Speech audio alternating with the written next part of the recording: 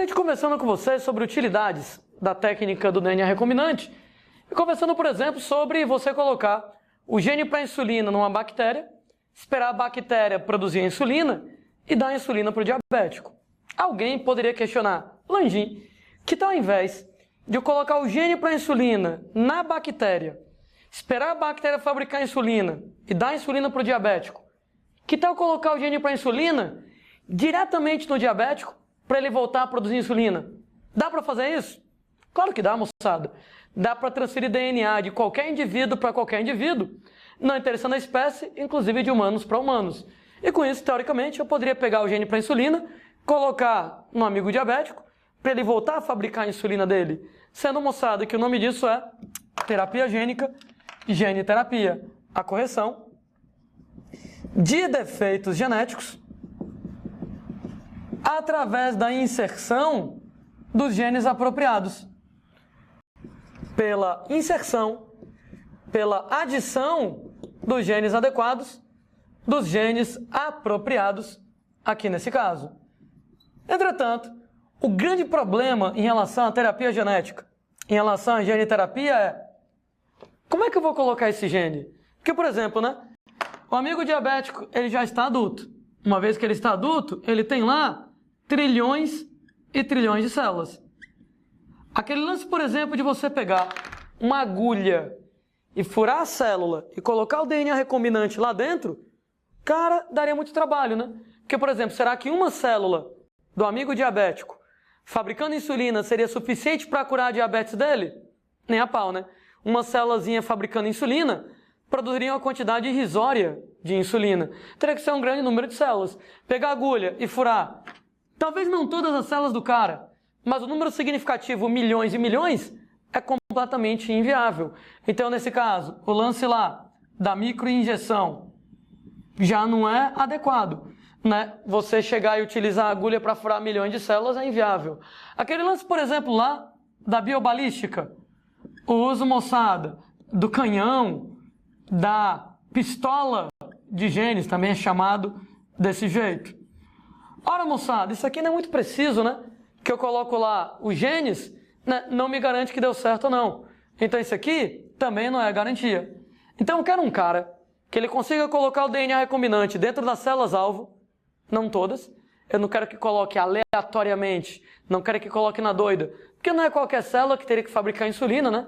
Teria que ser as células do pâncreas, por exemplo, lá, né? O que quer dizer que a biobalística, que ela não tem muita precisão de onde colocar o gene, não seria interessante, né? Esse cara, moçada, especialista em invadir a célula alheia, uma célula específica, e colocar o gene dele lá dentro, estamos falando, moçada, de vírus. Então a gente vai lá e normalmente na gene terapia utiliza vírus recombinantes, vírus geneticamente modificados aí na parada. Entretanto, alguém briga comigo. Ô Landim, mas vírus são caras do mal. Beleza. Esse nosso vírus recombinante, ele vai ser um vírus, entre aspas, domesticado, que ele é capaz de entrar na célula, colocar o gene para curar a doença, sem causar danos àquela célula. Tanto é que esse vírus recombinante que a gente vai utilizar, normalmente, moçada, nós vamos usar retrovírus, como, por exemplo, o HIV da AIDS. Poxa, Landim, logo o HIV, que o HIV, poxa, ele é perigosíssimo, né? O HIV causa doenças, etc, né? Entretanto, o HIV ele é tão conhecido pela gente, ele já foi estudado pela gente tantas vezes, que a gente conhece detalhes sobre HIV, né? Primeiro, para começar, o HIV é um retrovírus. Eu lembro para vocês como é que um retrovírus ele funciona, né? Um retrovírus, ele vai ser um vírus de RNA, um RNA vírus que produz DNA no ciclo de vida dele. Ou seja, no caso do retrovírus, você tem o RNA viral dele e através da famosíssima enzima transcriptase reversa, a gente vai lá e produz o DNA. Lembrando para vocês, né, que o RNA ele é fita simples nesse caso, mas uma vez que o DNA é produzido, ele, gente, será fita dupla aqui na brincadeira.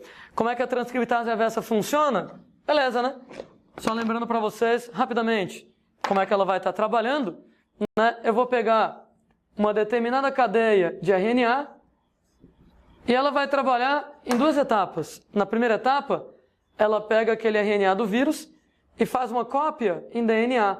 A adenina pareia com timina, citosina pareia com guanina, uracila pareia com adenina, guanina pareia com citosina. Temporariamente, eu tenho uma molécula híbrida, metade RNA, metade DNA. O que acontece é que esse RNA do vírus se desintegra e agora a transcriptase reversa usa essa cadeia de DNA como um molde para produzir um outro DNA. Timina com adenina, guanina com citosina, adenina com timina, citosina com guanina. Eu tenho, gente, o DNA em dupla hélice nesse caso. Ou seja, a gente foi lá e partiu do RNA para poder fabricar um DNA nesse caso. Essa enzima aqui, transcriptase reversa, ela é muito útil em engenharia genética. Toda vez que eu precisar pegar um RNA e a partir dele produzir um DNA, eu pego a enzima do vírus emprestado. Eu pego a transcriptase reversa emprestada. E, pelo amor de Deus, não é que o RNA vira DNA. Não é para dizer que o RNA vira DNA. Não, não. Transcriptase reversa usa o RNA como molde, como referência para produzir um DNA. DNA do vírus da AIDS, ele já foi estudado tantas vezes que, como eu disse, nós conhecemos detalhes sobre o funcionamento dele. Para começar, ele tem 3 conjuntos de genes. Os genes da periferia do DNA viral são genes que ele usa para se inserir na célula hospedeira. Ou seja, para se enfiar na célula hospedeira. Os genes periféricos, os genes para inserção na célula hospedeira. Sendo, né, gente, que enquanto o vírus entra na célula hospedeira e só entra, não faz nada, não tem problema, né? Enquanto o vírus, por exemplo, HIV, ele está dentro da pessoa, mas ele apenas está adicionado ao DNA da pessoa, mas não faz nada, esse vírus é inofensivo, né? A pessoa pode transmitir o vírus para outra pessoa, mas não vai ter nenhum sintoma de AIDS, não vai ter nenhum sintoma da doença. Quando é que os sintomas da doença aparecem? É quando o vírus começa a se reproduzir, né? Enquanto o vírus está lá, inserido na célula hospedeira, mas está lá quietinho, sem fazer nada, em ciclo lisogênico inativo, não tem galho nenhum. Como eu falei, pode até transmitir, mas não tem nenhum sintoma. Agora, quando o vírus resolve começar a se reproduzir, que ele entra em ciclo lítico, ele se reproduz às custas da célula. As proteínas da célula, a energia da célula passa a ser para o vírus e não para a própria célula. A célula esgota e morre. Ou seja, o que mata a célula hospedeira é quando o vírus se reproduz. E aí, os genes relacionados para a reprodução do vírus, eles estão localizados no meio do genoma viral.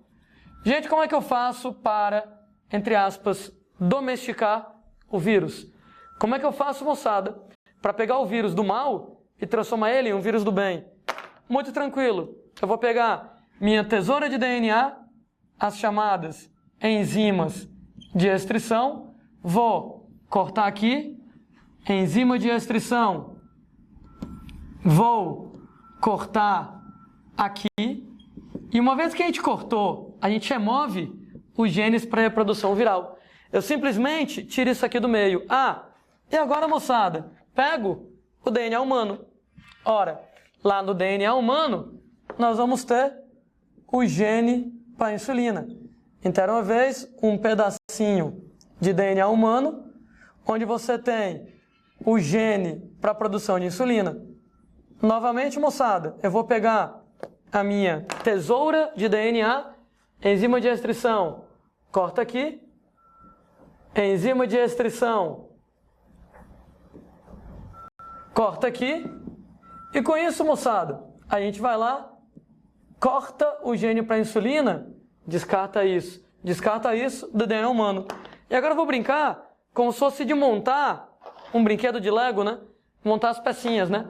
Eu descartei esse pedaço do meio do DNA viral e joguei fora.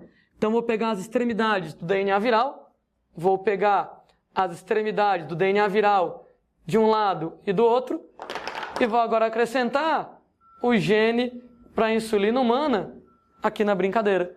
E a partir de agora, moçada, a gente usa a nossa super bonder de DNA, ou seja, a nossa enzima DNA ligase aqui na parada.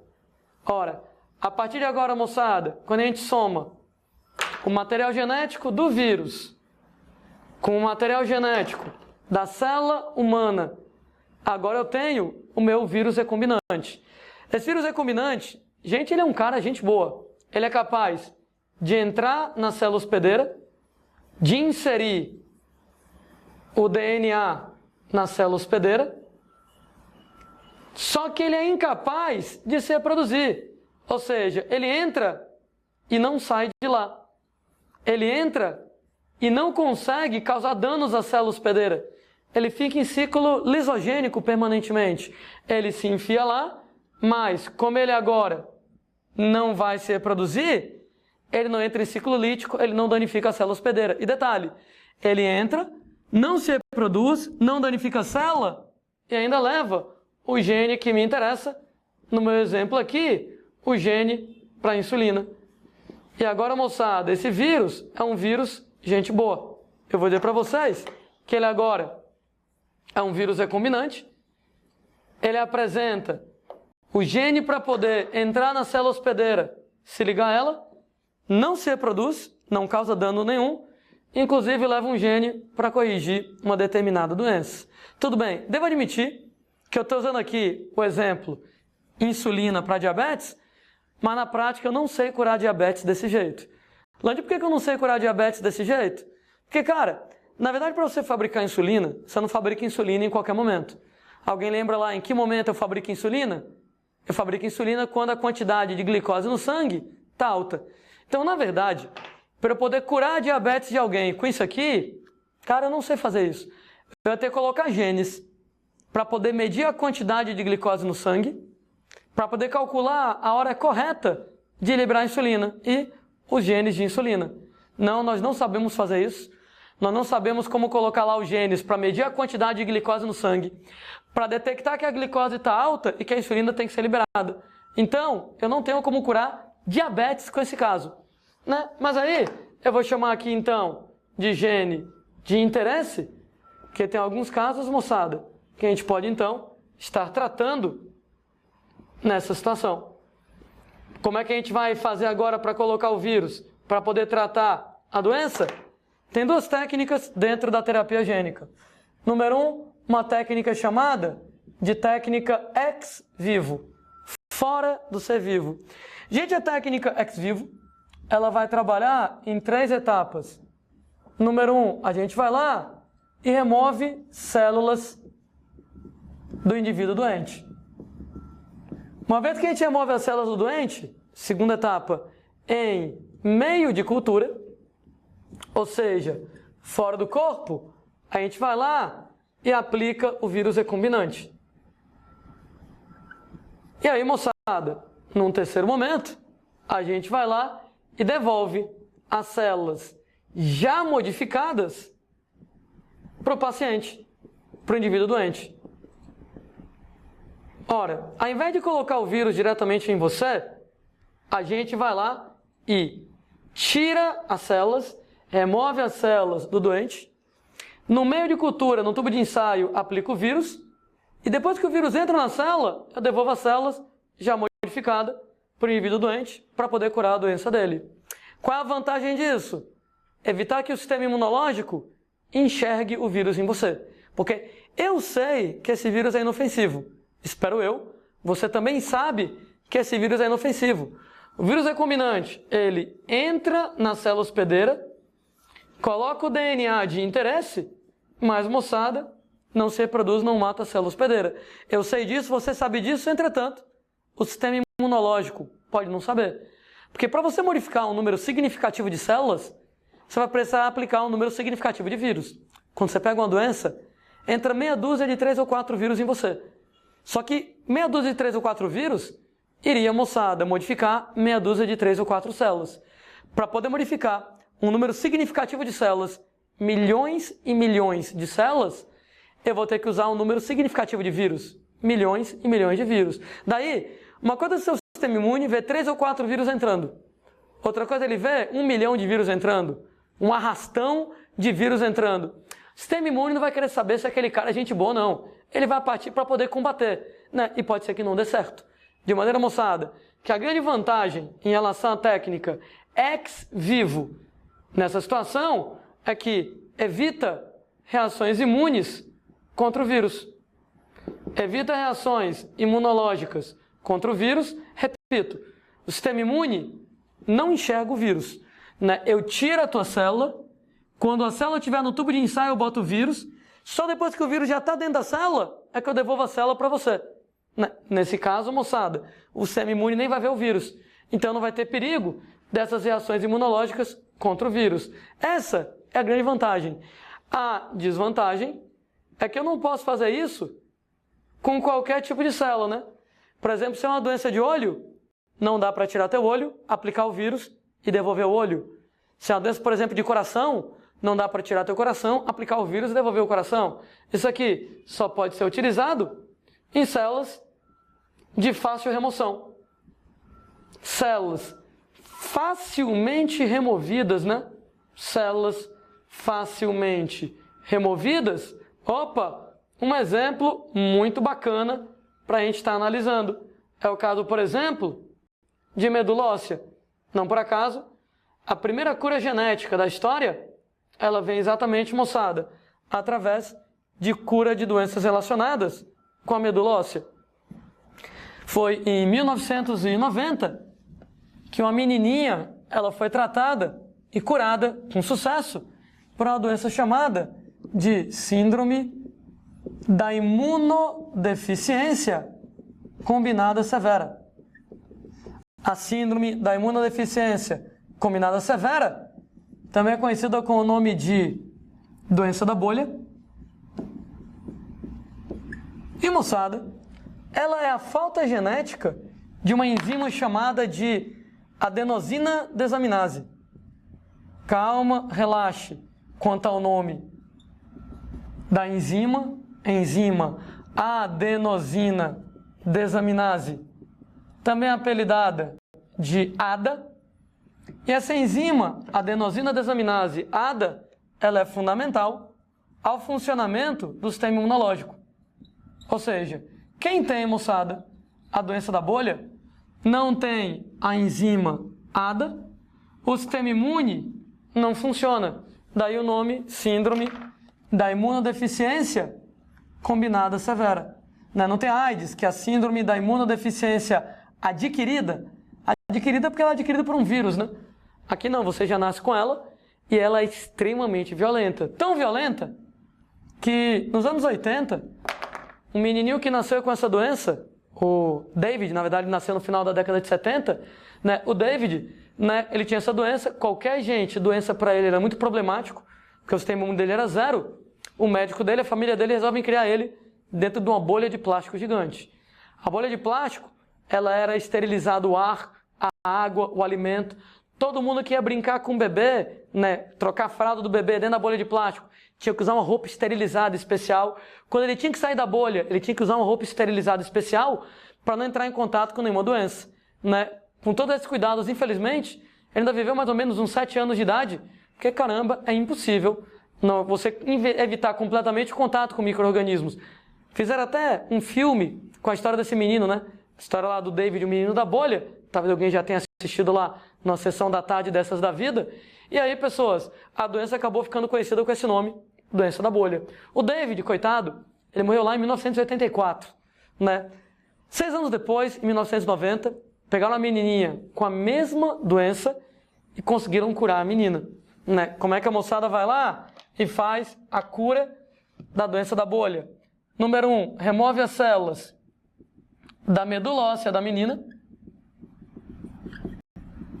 Landim, porque justamente as células da medula óssea, que as células da medula óssea é que vai produzir as células sanguíneas.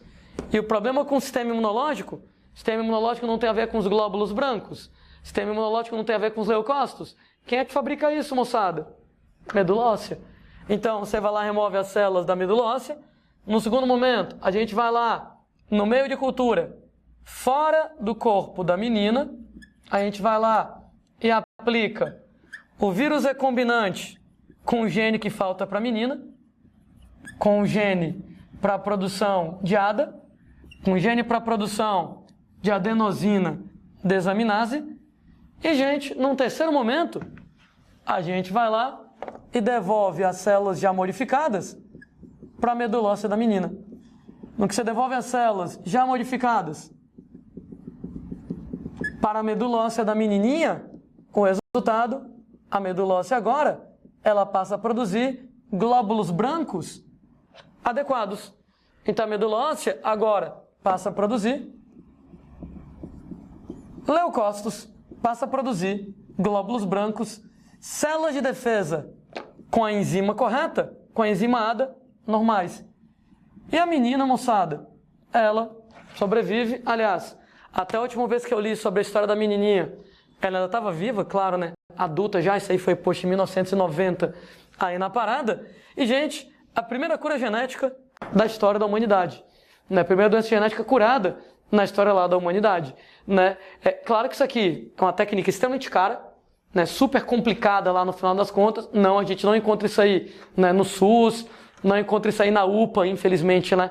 É um negócio bastante complicado. Mas, poxa, eu tô falando de 1990, tô falando já de um bom tempo em que isso aí acabou sendo feito lá. Sendo que, como eu estava comentando, a técnica ex vivo tem um lado bom e um lado ruim, né? O lado positivo é que ela evita reações imunes contra o vírus. O lado negativo só pode ser usada com células que eu consigo remover e recolocar como a medula óssea. Por isso que deu para tratar a doença da menina. E aí, moçada, tem outra técnica chamada de técnica in vivo. A técnica in vivo, aqui na parada, ela vai lá e aplica o vírus recombinante diretamente no doente. Direto no indivíduo doente. E, pessoas, o lado bom dessa técnica, a vantagem da técnica in vivo, é que nesse caso, moçada, ela pode ser usada em células, ela pode ser usada em tecidos, em órgãos que eu não consigo remover do corpo, que não podem ser removidos.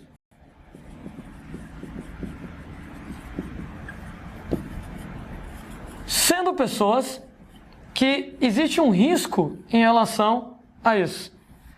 O risco em relação a essa técnica, a desvantagem, é que, como eu disse, quando aplicar o vírus na pessoa, eu sei que o vírus é gente boa, você sabe que o vírus é gente boa, mas o sistema imunológico não sabe que o vírus é gente boa. Então, a desvantagem é exatamente o risco de reações imunológicas. Inclusive, às vezes, reações imunes muito graves. Então, risco de reações imunes fortes, graves e, gente, potencialmente letais. Em 1994, um rapaz que tinha uma doença genética foi o primeiro voluntário para fazer um tratamento à base de terapia gênica com a técnica in vivo. Ele tinha uma determinada doença genética que afetava várias células do corpo dele, que não tinha como tirar e modificar. E a moçada usou não um retrovírus que não dá AIDS, usou um adenovírus. Adenovírus, moçada, ele é legal, porque adenovírus ele frequentemente causa resfriado. Então o sistema imune está muito acostumado com ele. Qual é a ideia da galera? Como é um adenovírus, é um vírus que o sistema imunológico está muito acostumado com ele, provavelmente o sistema imune vai ignorar. Resfriado, todo mundo pega resfriado todo ano, e aí vai. Só que aí, moçada, infelizmente, quando você vai lá e aplica o vírus no rapaz, ele tem uma reação imunológica tão grave que ele acaba falecendo. Inclusive isso aí acabou sendo, claro, um obstáculo para pesquisas com engenharia genética, com terapia gênica, que todo mundo ficou com o pé atrás quando esse rapaz morreu. O que é que a gente fez de repente lá de errado? A técnica ex vivo, tranquila, ela é bem segura. Mas a técnica in vivo, ela é perigosa. Aconteceu, inclusive, uma fatalidade, uma morte devido a isso. Depois dessa, mais modernamente, já nos anos 2000, 2010, conseguimos curar doenças com isso. Usamos o adenovírus para poder curar um tipo de cegueira genética. Não dá para tirar o olho da pessoa, depois de devolver o olho, Não tem como fazer isso de novo. Entretanto, a galera foi lá e pegou o adenovírus, com vírus para poder curar um tipo de cegueira genética, e aplicaram no olho de uma pessoa e a pessoa ficou curada. Então a galera está aprendendo aos pouquinhos como é que lida com isso, sabendo que a técnica em vivo, ela pode ser usada em células que eu não consigo remover, mas que ela tem esse risco de reações imunes. Então já teve gente morrendo desse jeito, né? Um caso de morte, ok, mas foi um caso de morte. E já teve curas bem-sucedidas. Então isso aqui é meio arriscado aqui na parada. Os dois vírus que normalmente são utilizados na técnica de terapia gênica, ou é o retrovírus ou é o adenovírus. Né? Ou é o retrovírus ou o adenovírus, os dois caras que normalmente nós vamos utilizar. Alguém, escutando essa história que eu estou comentando, deve ter pensado, poxa, Landim, que bacana, né? A gente foi lá e conseguiu curar doenças genéticas, claro, alguns percalços, né? Peguei um vírus e coloquei um gene para poder corrigir uma doença. Vem cá, que tal eu pegar uma pessoa saudável e usar a mesma técnica para, ao invés de corrigir algum problema dela, se ela é saudável, ela não tem problemas, para poder melhorar a pessoa, para poder turbinar a pessoa. Ora, moçada, existe como fazer isso? Chamamos de doping gênico, chamamos de doping genético, o doping do futuro.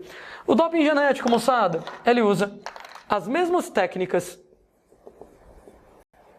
relacionadas com a terapia gênica, ou seja, normalmente o vírus é combinante, não para curar uma doença, mas nesse caso, moçada, para poder adicionar genes que melhorem o seu desempenho, que melhorem a sua performance em alguma atividade. Que tal você ficar mais inteligente? Que tal você ficar mais forte? Ora, moçada, teoricamente dá para fazer isso, né? Eu pego o vírus recombinante, que nem eu fiz a técnica de terapia gênica, coloquei um gene para te deixar mais inteligente, coloquei um gene para te deixar mais forte, e com isso você vai acabar melhorando. Claro que não dá para trabalhar com a técnica ex vivo, né?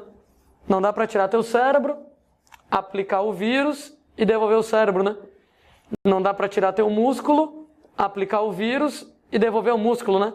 Eu teria que trabalhar com a técnica em vivo, aplicar o vírus diretamente no cérebro, no músculo, e, moçada, o risco que a gente estava mencionando. Então, se você quiser trabalhar com isso, é arriscado. O lance da inteligência, nós não sabemos ainda como fazer. Né? A gente não tem ainda precisamente detalhes sobre os genes de inteligência, como é que eu poderia fazer. Agora, o lance de aumentar a massa muscular, não apenas nós sabemos fazer, como nós já fizemos. Né? Em humanos já foi feito?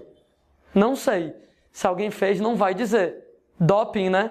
Não vale nas Olimpíadas, não vale nas competições. Então, se alguém tivesse dopado, não vai dizer, ei, estou dopado. Pô, ninguém vai falar isso, né?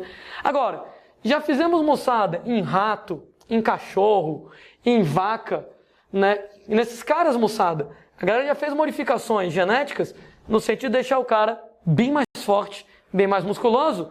Nós conhecemos, por exemplo, alguns genes que podem promover esse efeito. Você tem, por exemplo, o chamado fator de crescimento, IGF-1. Você tem, por exemplo, lá o gene para a produção de uma proteína chamada distrofina. Você tem lá o gene que vai inibir uma substância chamada de miostatina. Tudo bem, tudo bem? Explicando melhor, tá? Fator de crescimento IGF-1 é uma substância química que ela vai lá aumentar a massa muscular do indivíduo. Distrofina, ela é uma proteína que protege o músculo contra lesões. Né? Se você protege o músculo contra lesões, facilita, moçada, o músculo de crescer. Você tem, moçada, que a miostatina, ela é uma proteína aqui um pouco diferente, né? Ela é uma proteína que, na verdade, inibe o crescimento muscular. Né? Miomúsculo estático parado não deixa o músculo crescer. Miostatina. Entretanto, se você inibe quem inibe, o efeito é estimulante, né? O resultado que tudo isso leva ao aumento de massa muscular. Gente, isso aqui vai ser o doping do futuro, se é que alguém já não está fazendo isso. O osso é que não vai dar para pegar no antidoping. Porque, por exemplo, né, o cara toma anabolizante, o cara toma bomba, dá para pegar no sangue, dá para pegar na urina, dá para pegar em exames, fazer isso. Entretanto, se o cara fizer um negócio desses, como é, caramba, que a gente iria conseguir detectar? Só teria uma maneira. Era, por exemplo, pegar um músculo do cara, abrir, pegar um pedaço do músculo do cara e analisar quimicamente, fazer uma biópsia. Agora, se tirar sangue de alguém já é invasivo, enfiar uma agulha dentro de você já é invasivo, imagine tirar um bloco de músculo seu para fazer análise. Não, eu sou um atleta, eu vou dizer, não, peraí, ninguém vai mexer no meu músculo não, tu vai arrancar um pedaço do meu músculo para fazer o exame, nem a pau que eu deixo. Né? Ia ficar complicado nesse caso, se fazer esse tipo de análise. Né? Por isso que esse tipo de doping, quando ele começar a acontecer, se é que já não começou, cara, o grande problema é como é que eu vou pegar isso no antidoping?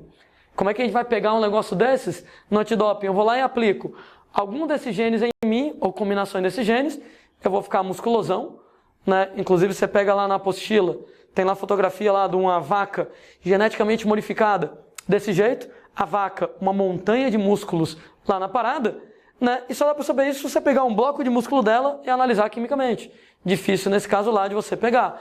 Né? Agora volto a dizer, se alguém já está fazendo isso, esse alguém é um irresponsável, viu? Porque teria que fazer pela técnica em vivo, sabendo do risco de reações imunes. Eu sei que teve gente lá que já fez técnica em vivo e sobreviveu de boa, mas como eu falei, também teve gente que morreu, né? Então, alguém vai fazer isso em mim, pô, tô com o pé atrás, será que vai dar certo, será que não vai dar? Será que eu vou papocar, será que eu não vou? Fato é que é inevitável. Isso aí, em algum momento, se ainda não foi feito, vai ser feito. E a preocupação da gente é ética, né? Possibilidade de um futuro, a criação de raças de super-homens ou coisa do gênero, né? Pessoas lá geneticamente mais musculosas ou geneticamente mais inteligentes que tiveram acesso a doping gênico. Quem teve dinheiro para pagar e quem não teve, por exemplo, né? Pessoas lá, talvez cidadãos inferiores, né? Classe B lá na conversa. Poxa, eu sei que parece coisa de ficção científica, mas são coisas inevitáveis para a gente pensar quando se começa a pensar nesse tipo de viagem.